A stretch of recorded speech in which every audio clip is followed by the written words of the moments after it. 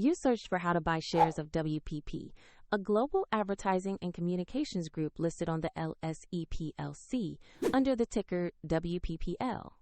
This is an educational guide and not financial advice.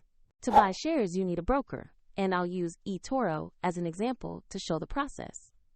After signing up, you must verify your account with an identity document and add funds before buying. Use the platform search and type the ticker WPP.L to find the correct listing.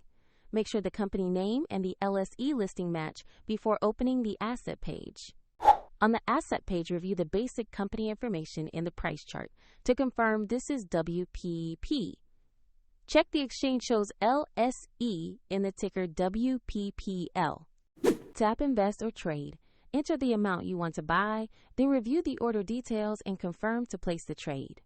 If the market is closed, the order may be queued until the next session, and if funds are insufficient, the platform will prompt you to add money before confirming.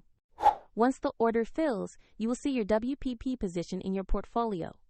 For more information and the example link, check the description below.